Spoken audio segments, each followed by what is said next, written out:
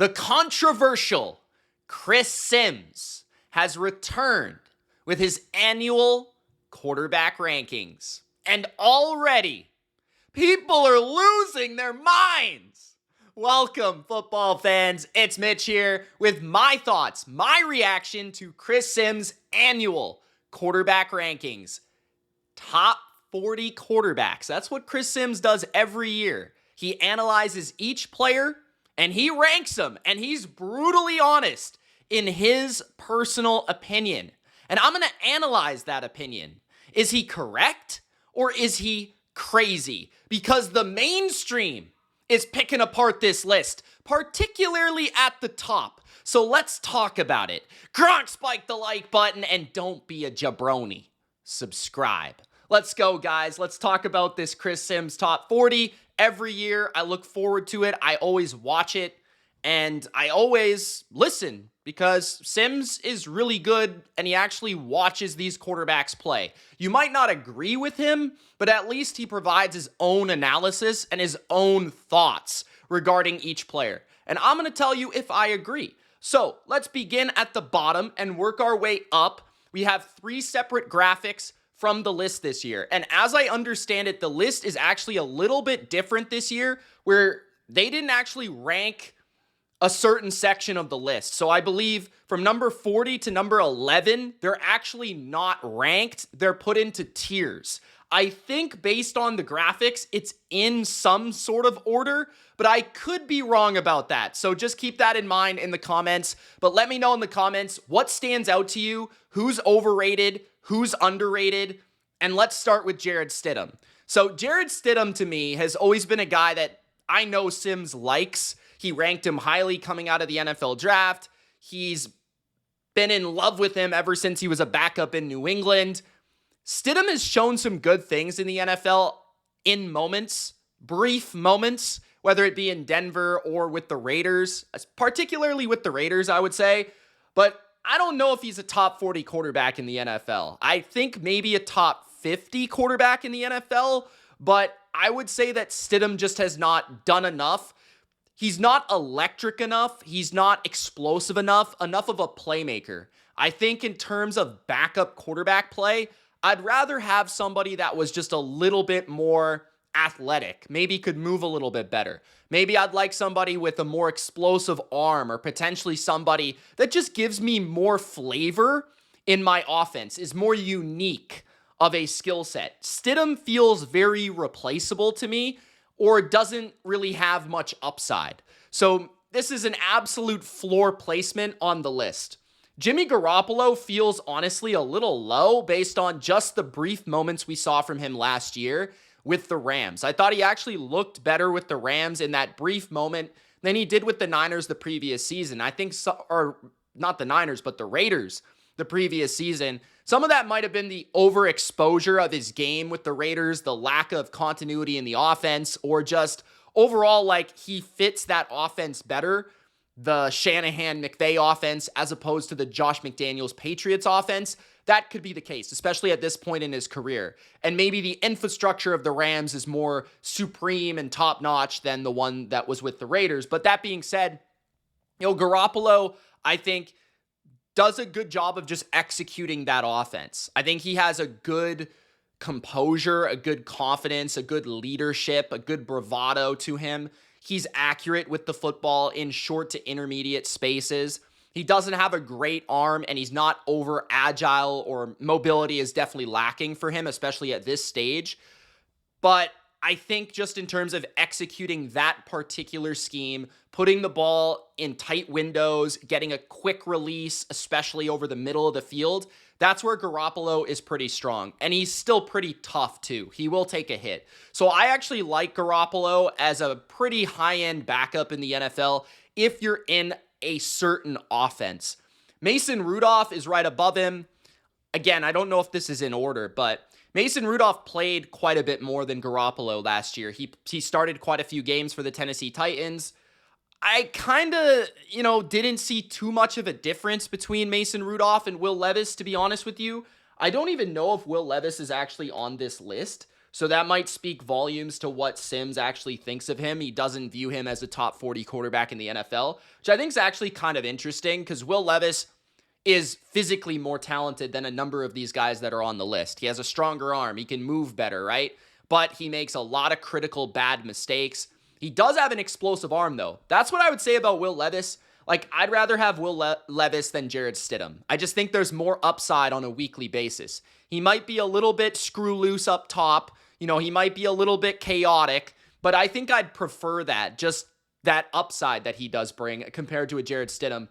But Mason Rudolph, again, I think his decision-making was better. His overall function and processing of an offense is better. I think Rudolph does an overall good job in terms of size, the ability to, like, go through his reads and find the right receiver. He just doesn't have a lot of upper echelon traits, whether it be mobility, arm strength, no pop to his game, but he can manage a game with a strong defense, and I think that's what Sims probably liked about him. Tyrod Taylor still has that mobility, obviously has a lot of experience as a starter, always protects the football, but he's very conservative. I understand putting him on the list. Cooper Rush is similar, but a different type of player. Understands to be conservative with the football, doesn't put it in harm's way. I actually think Cooper Rush does a very good job at going through his reads and finding especially the middle of the field throws and the short throws.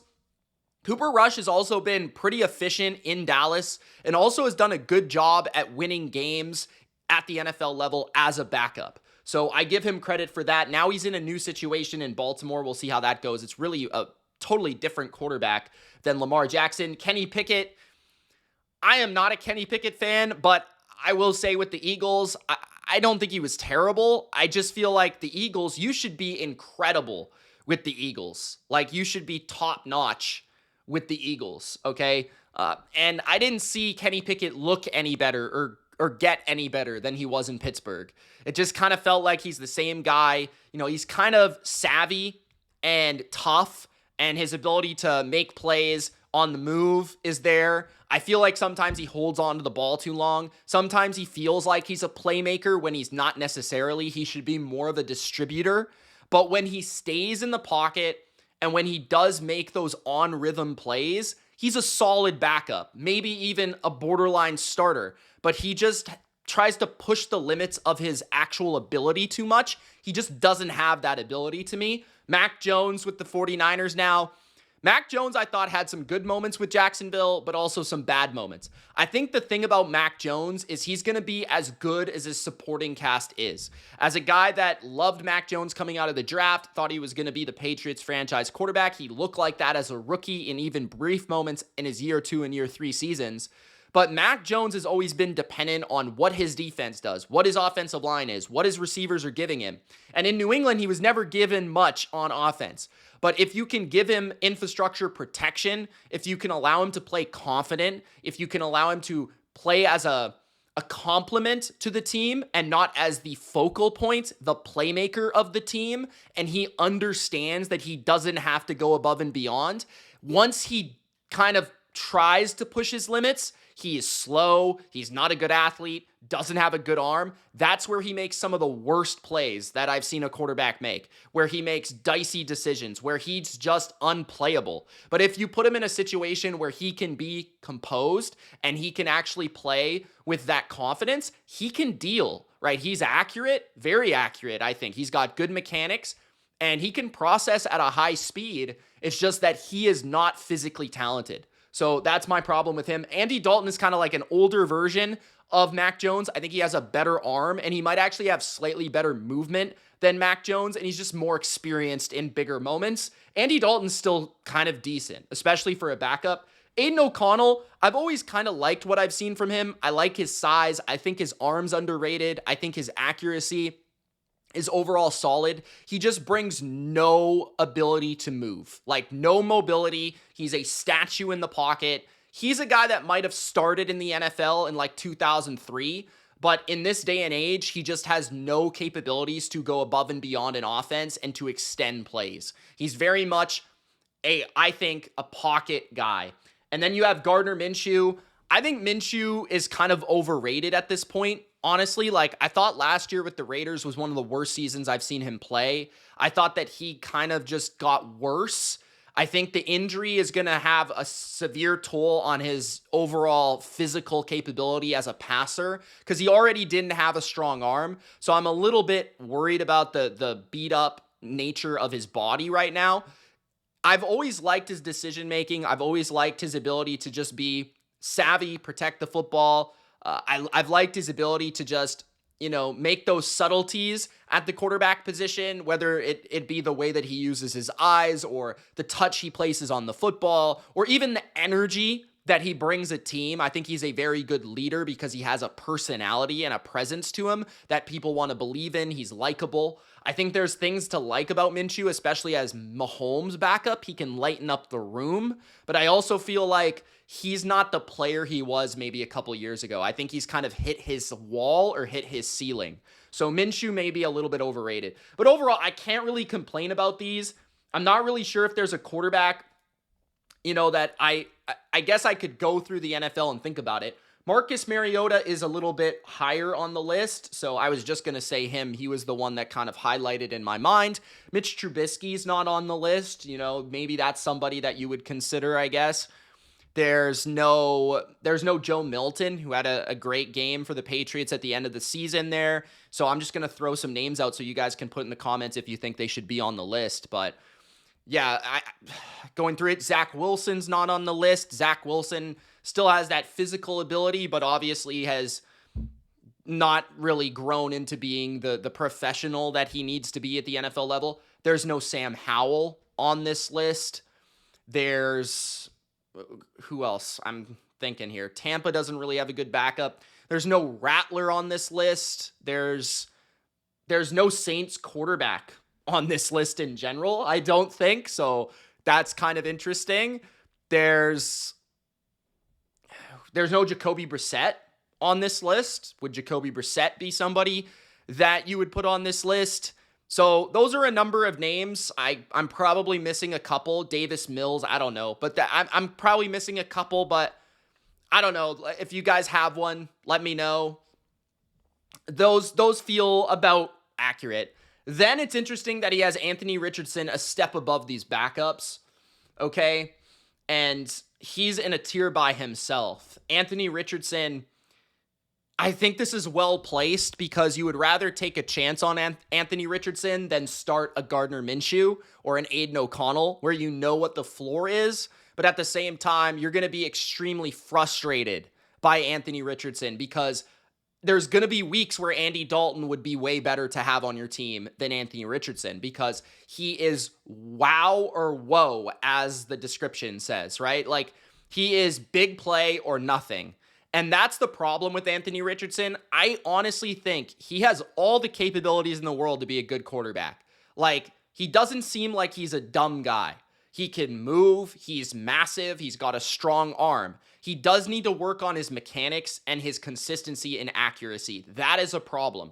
But if he could just learn mentally to process and take more checkdowns, take more easy throws, he doesn't have to be the most accurate player in the world. He can get away with not being the most accurate if he just made better decisions on a down-to-down basis. But that's the biggest part about making quarterback or playing quarterback and being a good one is making those quick decisions in a hurry. Like, that's what quarterback is. You have to make that quick decision. And Richardson panics too much. Richardson, I don't think relies too much on his athleticism, but he certainly tries to show off his arm a little bit too much. He's all about throwing the ball down the field. It's like, let's hone it in a little bit. So I've been very critical of him, but it's only because he's been so inaccurate and so inconsistent and so frustrating to watch as somebody that appreciates the nuances of quarterback.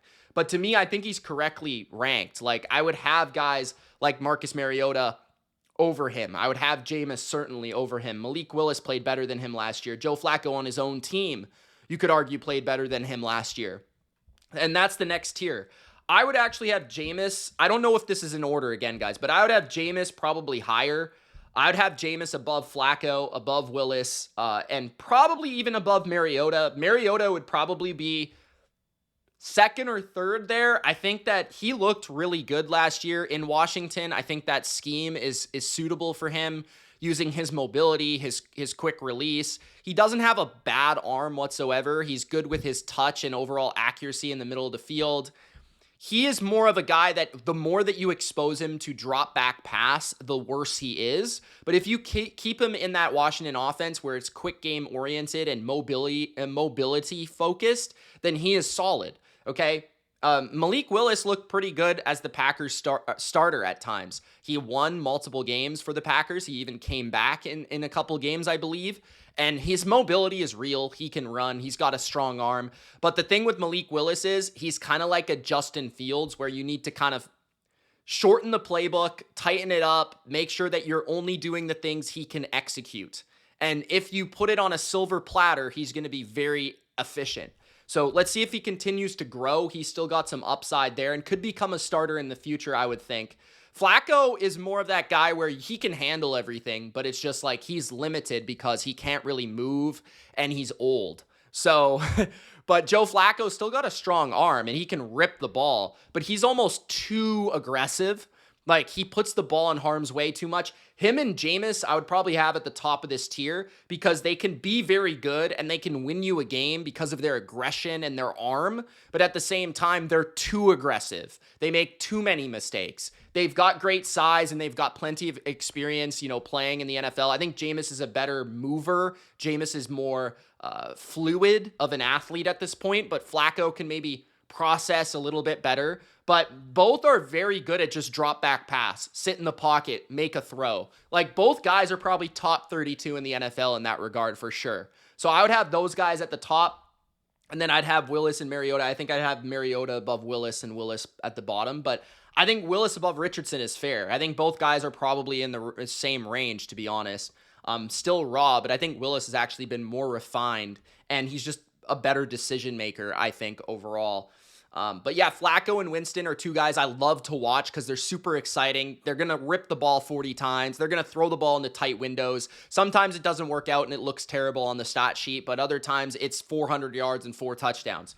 So that's what I love about them as backups. That's what I was kind of talking about with Will Levis. Then we get to the real deal here where we're talking about the starters, okay? J.J. McCarthy and Bryce Young are in their own tier, which is interesting. Then Russell Wilson, Justin Fields, Daniel Jones, Cam Ward, Kirk Cousins. Okay, so this is getting really interesting because I disagree with a lot of this at the bottom here. So I think Bryce Young is too low. I don't know what to say about JJ. We'll talk about him in a second, but I'm just trying to take this as like 3 or 4 guys. And I understand these are different tiers.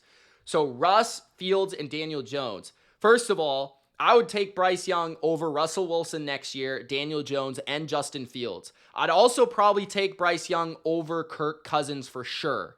Cam Ward and Bryce Young would probably be in the same tier for me. Bryce was really good near the end of the season. And I'm not a Bryce Young guy, okay? I watched him in college, live in person. I studied him, pretty in depth coming out of college. I was a CJ Stroud guy, and I think I've been proven right. And I'm not a Bryce guy, but at the same time, I was really impressed with his poise at the end of the season. And he looked like the player that we thought he would be in the NFL, where he was smart, he was calculated, he was accurate, he used the subtleties of his movement and agility to extend plays. He was actually accurate and actually showed a little bit more pop in his arm than I would have thought. And so I thought Bryce actually showed an ability to go above and beyond the offense in a way that I wasn't necessarily prepared for based on what I saw as a rookie or even the first half of last year. So he was so bad during the first half of last year that Andy Dalton was like going into the game and throwing 300 yards and everyone was like, what's wrong with Bryce Young? Like, he's that bad. So it took him a minute. He had to get benched. He had to kind of like rejuvenate. But by the end of the year, this guy was looking pretty good. So I'd actually say Cam Ward, I'd move Cousins down. I'd have Bryce and Cam Ward in that tier where Cam is at. And then I'd move Kirk into the Russ tier with Daniel Jones. I think Daniel Jones and Justin Fields would be below Russ and Cousins. I'd rather play Cousins and Wilson than Jones and Fields. With Daniel Jones, he's too robotic. He has no personality. And that really kind of like leads into his game on the field. Like, Off the field, he's robotic and has no personality. On the field, he's robotic and has no personality. Like, he has no sense of gamerness in his game, if that makes sense. He has no, like, playmaking to his game at all. He's robotic. And he sits there in the pocket. I feel like he takes way too many sacks and holds the ball too much. I think that from, like, a pure technician standpoint, passing the ball at all levels of the field, he's relatively solid. I think his deep ball, he's not too aggressive. He's very conservative in nature, and he can move and run, but he's just too robotic. Like, he's like a bad version of Trevor Lawrence. Justin Fields is just like, the way he plays quarterback, he's just like dumb. Like, that's the best way to describe him. I'm not saying he is a dumb individual. I'm saying the way that he plays quarterback. He holds on the ball way too much. He leads the NFL in sack percentage for, like, the last 3 years. Like, the last 3 years collectively. And he's a really good runner. So you can get that out of him, and you can kind of lean into that. So that makes him a possible starting candidate in the NFL in my mind, where he's like 31, 32 through 35. He's in that range just because he's such a good athlete, and he does have a good arm. But like I said about Malik Willis, you have to shorten the playbook. You have to make him, like, kind of like read half the field, like get a lot of quick game involved. Like, don't make him sit back there and read a defense, because he's terrible at it. So that's my problem with Justin Fields. The more he reads a defense, the worse he gets. I'd move Daniel Jones. We've seen enough from him down. Justin Fields, we've seen enough from him too. He has like 12 wins in the NFL. Move him down. Russell Wilson should be above those guys. Russ at least protects the ball. Russ at least provides the moon ball. Russ at least leads by example. Russ at least has experience. He's good in 2-minute situations. I'd have that over Daniel Jones and Justin Fields. Russ can still move a tad bit. But the thing about Russ is, like, when he's bad, he's a boring version of bad, because he has no in-between game. It's boom or bust. There's no sort of efficiency or calculated, like, just 5 yards, 6 yards, 7 yards, 8 yards. There's no paper cut in Russell Wilson's game. It's all boom or bust. So that's what's frustrating. But I'd have Russ above those guys. And then J.J. McCarthy. And guys, remember, I'll be ranking my entire quarterback. Like, I'll be doing every starter rank from 32 to 1, and I'll give you my in-depth thoughts here. But I'm trying to give you my in-depth thoughts based on this list and just kind of breaking it down. But J.J. McCarthy, I could see where he would be better than a few of these guys, like, if you want to take a risk on your list. But at the same time, we haven't really seen him play. What I did like about JJ in college was I thought he could move pretty well. I thought his arm was underrated. He could make some off-schedule plays. And I felt like he did appear a little small to me in the pocket. Not that he's a small guy. It's just the way he kind of looked. He gave some Zach Wilson vibes, which I wasn't confident or comfortable about. But at the same time, I think mechanically he's sound. I think there's clear he's a leader and a winner. So those things are good. But we'll see about J.J. McCarthy. I would definitely, the main problem is Bryce Young. I would definitely have him higher. Cam Ward, you guys know what I think about him. He's got an explosive arm. I love his playmaking mixed with his short game and his RPO. I just feel like he's so good at those arm manipulation angles where he's able to move his arm slot and be able to make those throws. I think that's going to translate. I think his composure and confidence, as long as he doesn't hold the ball too long, he'll be good at just kind of, I think, finding those subtle plays where he can extend the offense. Even if something's not there, he'll find the check down. He'll run if he needs to. But I think Cam Ward is just a playmaker and a gamer. So I love that about him. Then he's got Geno and Darnold. I think Geno is way underrated on this list, personally. I think Geno is better than Penix. I think he's better than Darnold. I think he's better than Lawrence. I would rather have Geno than Tua. I'd rather have Geno than Caleb for sure entering the season. I'd rather have Geno than Jordan Love, to be honest with you.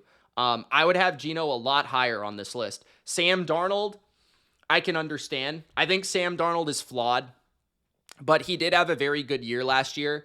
I don't know if I could put Michael Penix above Sam Darnold. I mean, based purely on projection, potentially I could, but I don't know. But I also think Sam Darnold should be probably ranked above Trevor Lawrence based on how we've viewed them the last 2 years. Darnold and Tua, I guess, is close. Again, Caleb is really high for a guy that kind of sucked last season. But some of this is projection based, so I sort of understand it. But Darnold, my problem is he's just really bad under pressure. And you could see him just unfold. And I don't want a quarterback that he can lose you games because he just completely unravels. Like, that's the problem with Sam Darnold. I love his physical skills. I think they're there. I mean, he's got a really strong arm. I don't think people realize how good his arm is. His release is really efficient, and he can move pretty well. And if you put him in a secure pocket with play action and a run game, I think he'll be good. But my problem with Sam Darnold is just that pressure. You get guys in his face. He starts to unravel. He cracks. And I don't want a player like that, so I can sort of understand that. But Geno is the opposite. I mean, he's had like 9 comebacks in 2 years. He was top 5 in a number of statistics last season. I think Geno is just super underrated. He's very, very good in the pocket, very accurate, has the subtleties in his movements. I feel like Geno is too aggressive sometimes in the red zone and makes some baffling decisions, or sometimes he just kind of stares down a player and tries to rip the ball when maybe he shouldn't. But Geno is better than where he's ranked on this list, in my opinion. Then we've got Drake May and Michael Penix. You guys know what I think about Drake May. We'll see where I rank him on my list. I'll probably be pretty bold and high on Drake May, but I was, very impressed with him as a rookie. You have to consider and not really look at his pure stats. You have to consider what he was dealing with last year as a rookie. This was a guy that a lot of people thought was raw entering the NFL, and he looked anything really but that. I mean, he had the worst offensive line in the NFL. He probably had the worst receiving core in the NFL. He probably had the worst coach in the NFL. He had a very inexperienced offensive coordinator who'd never called plays. And yet this guy is going out there and carrying the offense. If you actually watch the Patriots on a weekly basis, he was carrying them by his extension skills, by his arm strength, by his placement with the football. Very rarely were players actually open. Like, he had to throw them open or make them open through his touch or his delivery.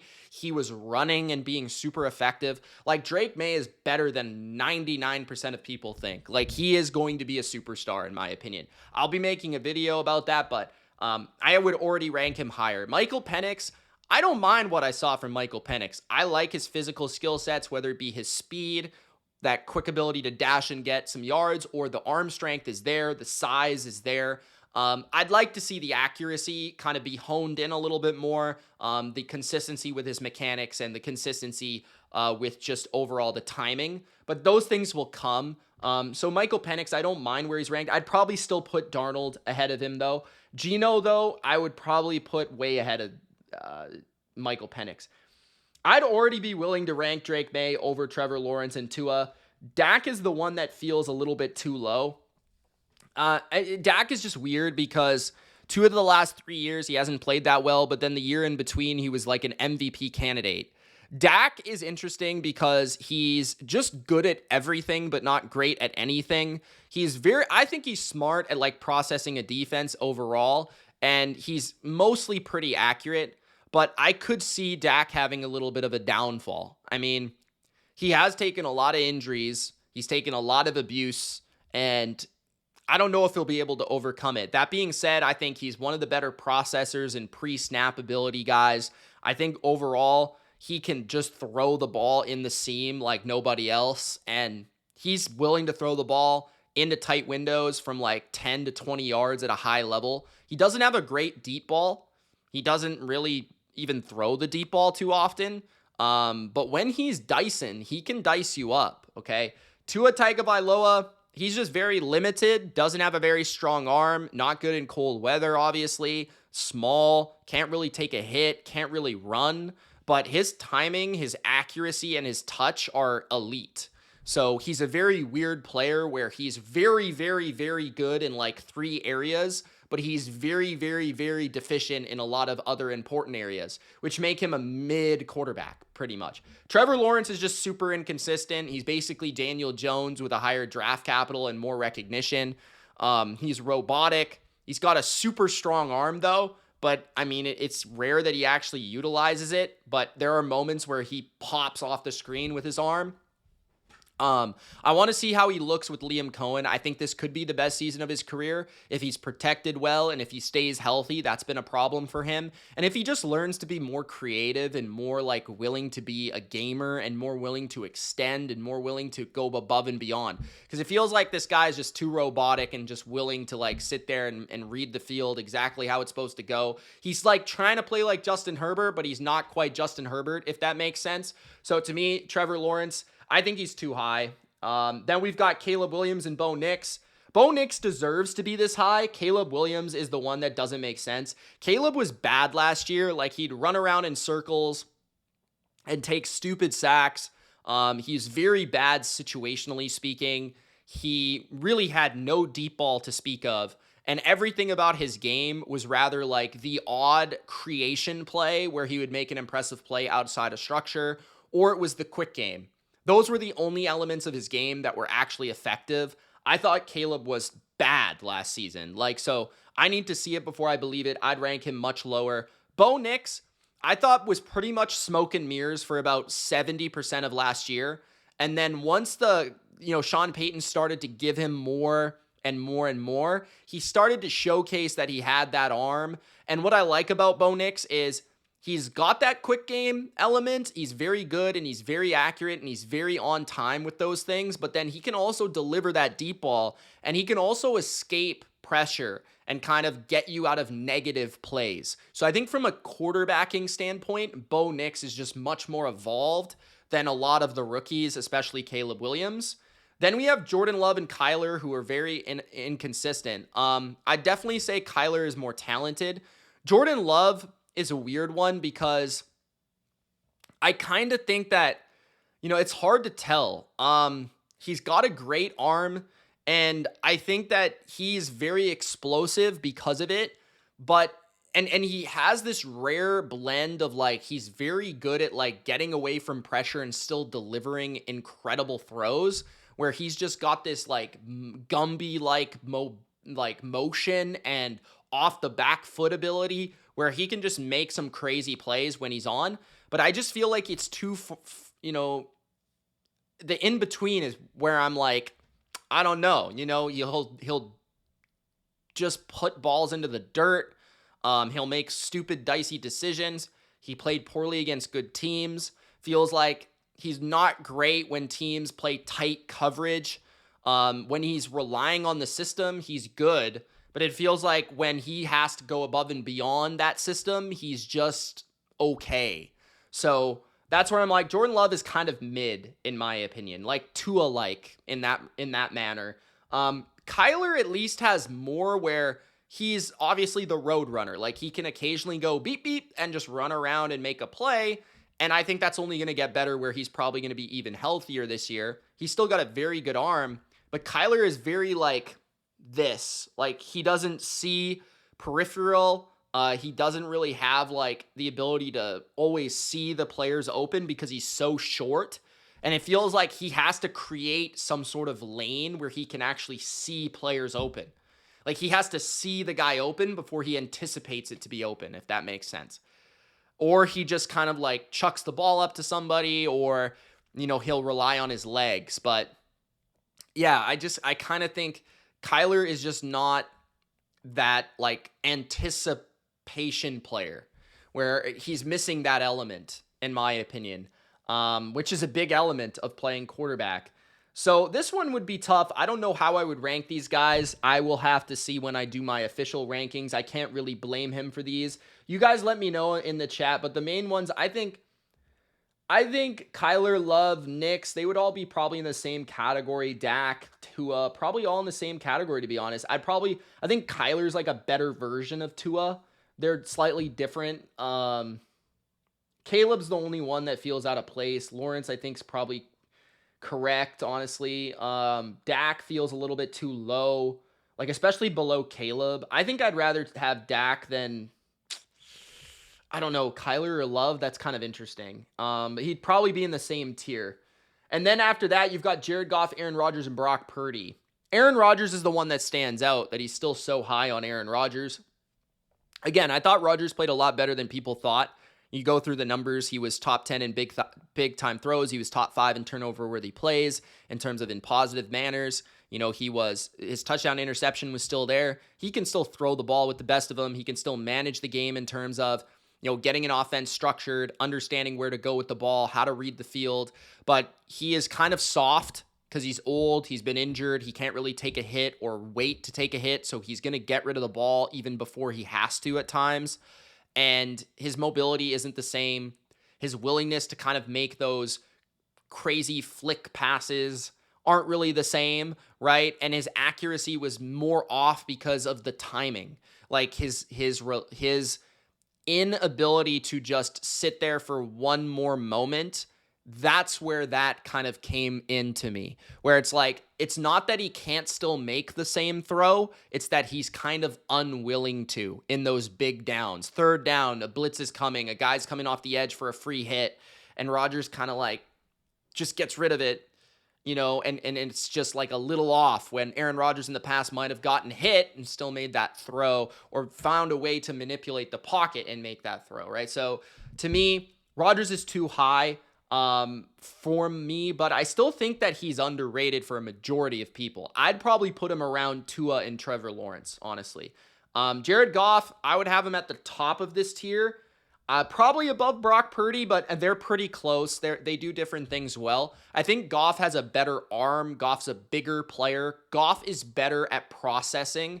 Goff is better at quickly knowing where to go with the ball and keeping an offense on schedule and on task. Goff is very good at that. He always knows his offense, where a guy, if the motion's coming, okay, this zone, where I'm going to go with the ball, like, okay, I know I have to look to the right, then rip it back to the left. Like, Goff's very good at that stuff. And Goff's very good at fitting the ball into tight windows. And he's tough in the pocket. Sometimes he has bad games where he makes too many turnovers, but that's lesser than it used to be. Brock Purdy, to me, is just a little bit more of a dicey player, especially last year where he's a lot more roller coaster. Maybe that has to do with their offensive line play, but Purdy is better at escaping and extending than Jared Goff, right? Definitely. But Purdy is not as mechanical in his processing capabilities, and that might just come with experience. But Purdy is good with anticipation and touch and accuracy. He's not a great arm strength guy, but I think he gets away with it for the most part because he can use his feet, which are very quick to get to those lanes, kind of like Kyler Murray, but he's also just a quicker decision maker than Kyler Murray. And, proven so far to be a winner. But Purdy and Goff would be the guys that I'd have right outside. I agree with that. I think Rodgers is too high, though. So let's switch lanes to the next tier, or the next graphic, I should say, which is 10 through 5, okay? I think we have two top 10 graphics here, but I wanted to show 10 through 5. So we have the Truth Hurts at number 10, Pocket Rockets 9 and 8, and then Surgicality 7, 6, 5. So Jalen Hurts at number 10 is interesting. Now, I sort of lean and agree with Sims more so than the majority of people, because I think a lot of people would have Jalen Hurts at like number 5, number 6. Maybe some would even have him like number 4, okay? I don't see that. At the same time, I think I would probably have Hurts 7 through 9, probably. But I'm not 100% sure, because I can see why he put all these guys above him. They're all better passers than Jalen Hurts. That's not really even a discussion. But Jalen Hurts has won more than these guys. Jalen Hurts is a better athlete than 90% of them outside of Daniels. Hurts is a great leader, and he has more vocal command and more presence than I'd say any of these guys. Baker would be the closest one to me. Even Stafford, I think he has more of like a command, okay? And Hurts has played better in bigger moments than most of these guys, okay? But that being said, Hurts has the most help by far, and Hurts is a flawed player. Now, the flaws in Hurts' game, to point these out, because Eagles fans are always all over me. So first, Hurts, in my opinion, does not have a great arm. I would say that his overall ability to push the ball into tight windows is not great. It's okay. It's serviceable. But majority of the time, his receivers are open, so it doesn't really come to hurt him. At the same time, you may notice that Jalen Hurts throws the ball away a lot. That's because he doesn't trust a lot of the throws he sees sometimes. So I would say there's sometimes guys that are open that he doesn't throw to. I think part of it is that Jalen Hurts, he asks to play in a very simple offense where he doesn't have to process a lot of information. He can get away with that in Philadelphia because his playmakers and his offensive line are so good. Okay, this is a fact, by the way. Like, Hurts wants to play in a certain offense. This is not the offensive coordinators making these decisions at some times.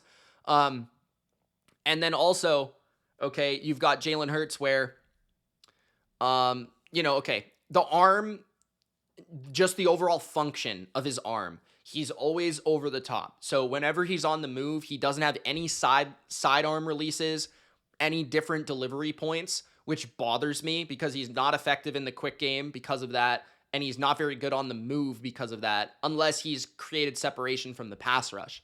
I'd also say that at times he struggles with pressure. A lot of quarterbacks do, but particularly blitz pressure he's struggled with at times in his career.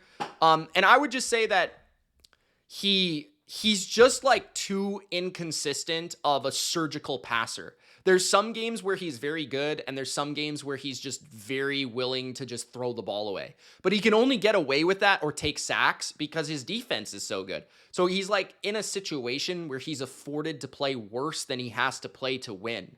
Okay? And that still allows him to win games, right? Like, there were a lot of games last year where they won, but Hurts didn't play well. And that's the thing.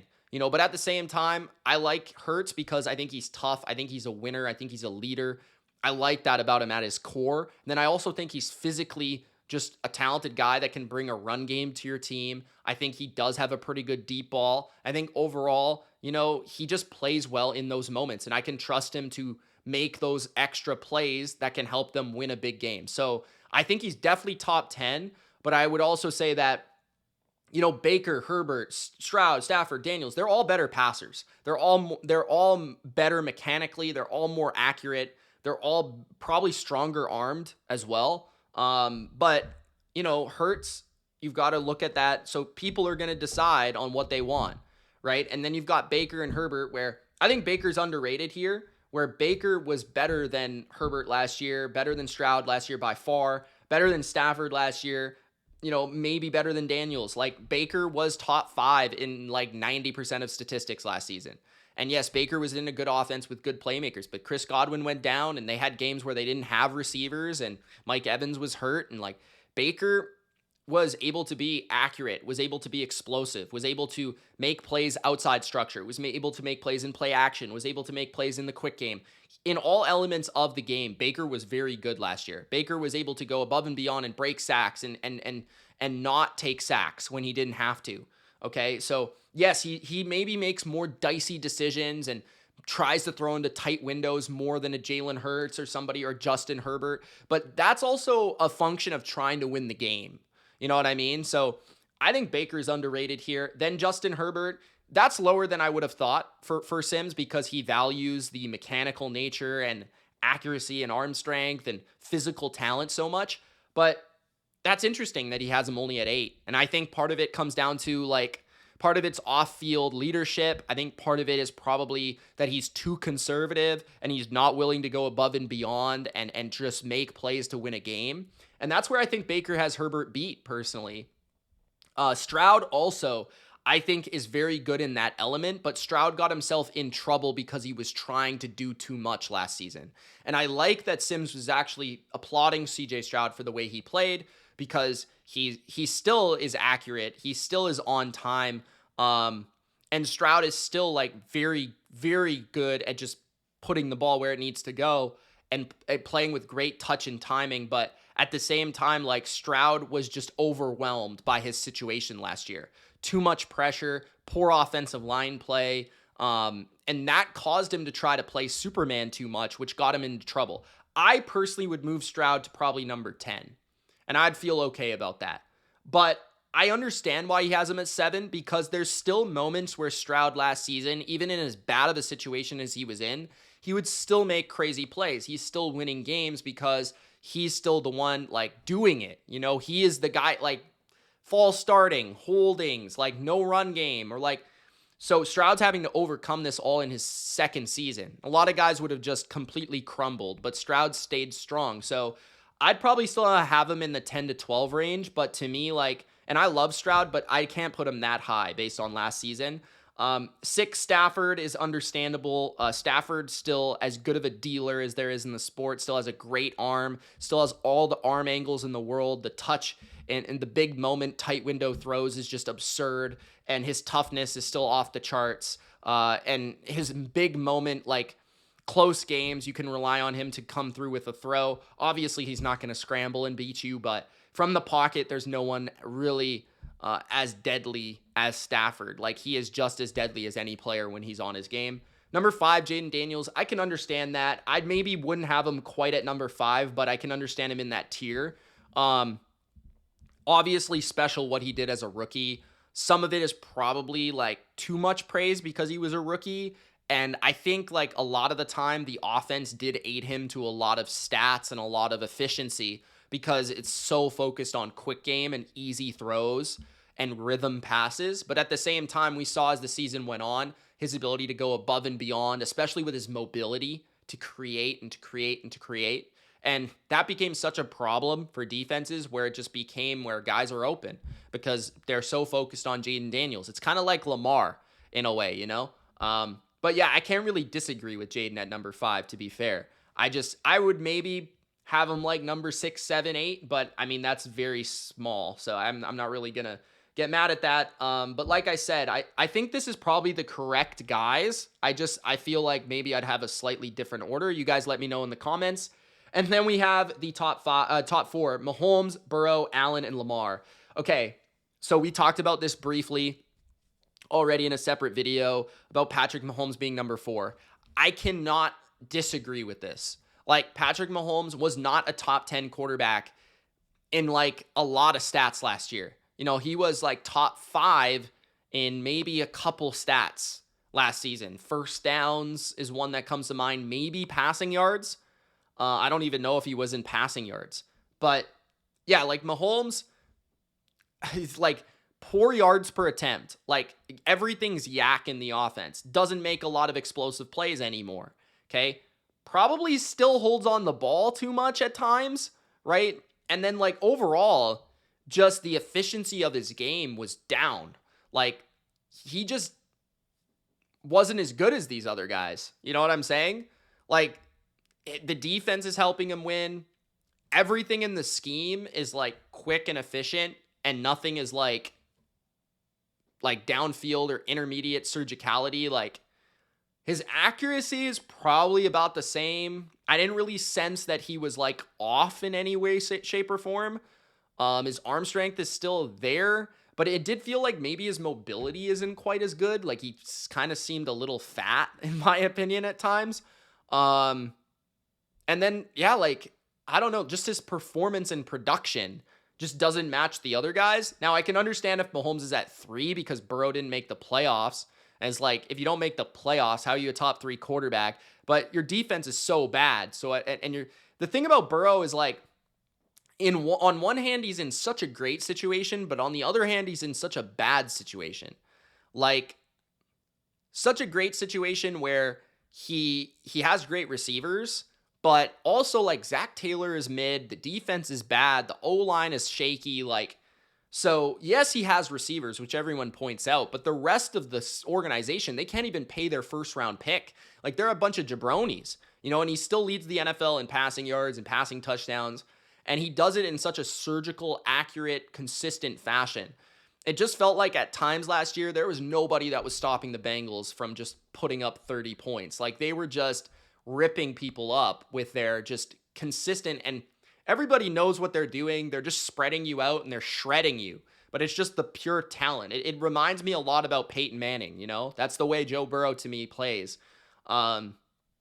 So I think Burrow from a pure quarterbacking standpoint was better than Mahomes last year. But if you factor in team success and things like that, you might put Mahomes above Joe Burrow.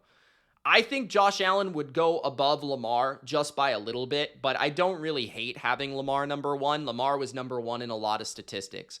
But to me, Allen was the MVP. Allen was the best quarterback last year. I thought Allen was the best quarterback the previous season as well.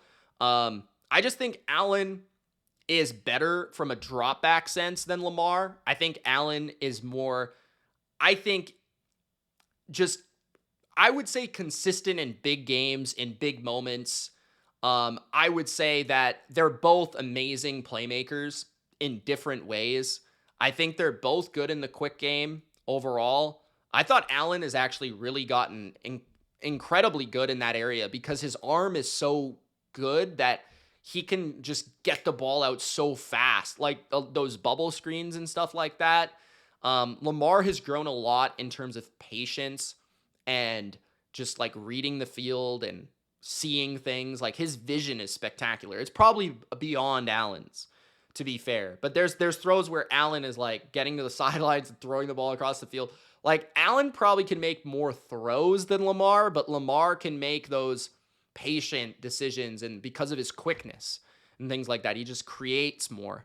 But yeah, that's probably the main difference. Not even talking about stats, not even talking about teams, right? From like a physical ability or like a quarterback, I think Allen is just better in the pocket, 3rd and 8. I need to deliver a throw and 4 receivers are running a route. Like I think Allen is just better at that area. Drop back passing. That's probably what it is. But at the same time, you know, like they both had incredible seasons, incredible stats, incredible things that you could point to. So like either way you want to go, I totally understand. But those two were the best guys last year. It's not Mahomes. That's not even a question. Like Mahomes is not number 1 in the NFL entering next year. I completely agree with Sims in that manner. Now, Burrow and Mahomes is where you might have a discussion. You could argue, though, purely based on last season, that Baker, that Daniels outplayed Mahomes, that guys that are Hurts outplayed Mahomes. Like you could argue those things, right? So hop in the comments and let me know what you guys think. But those are my thoughts on Chris Sims' top 40 quarterbacks of 2025. Thank you so much for watching, and we'll see you in the next video. Gronk, spike the like button, subscribe. Peace.